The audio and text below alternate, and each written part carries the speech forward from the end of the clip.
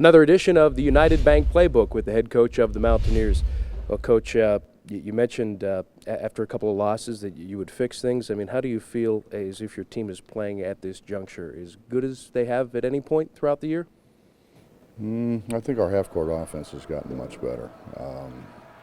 I think we have maybe digressed a little bit defensively.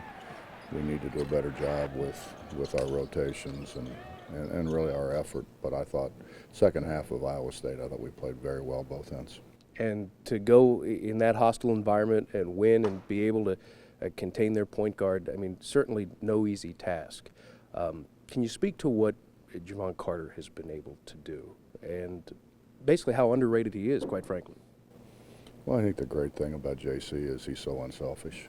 You know, he didn't score a lot of points, but I think as anybody who knows much about basketball can see, he affects the game in so many ways. He's the point guard, the key of our pressure. He's done a better job of getting us in offense. He's takes the challenge of guarding the other team's best perimeter player. He just does so many things for us to help us win. And probably doesn't get the respect that he deserves.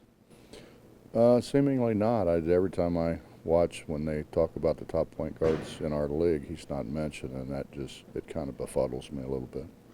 When you look at Oklahoma State, their season has ebbed and flowed, and they've spun their tires, but seemingly lately they've gotten some traction again. A different squad than we saw the first time around down in Stillwater? No, I think scheduling has a lot to do with that. I think when you start out the way they started out, that's pretty rough. And they've changed a little bit. You know, I mean, good coaches change whenever things don't work, and they're not stubborn enough to keep doing the same things. And Brad's done a great job. He's done a great job with their half-court defense, which has become much more pack line and I think less up-the-line pressure, and it's worked out well for him. A 5 o'clock tip at the Coliseum will be on the air at 4 o'clock.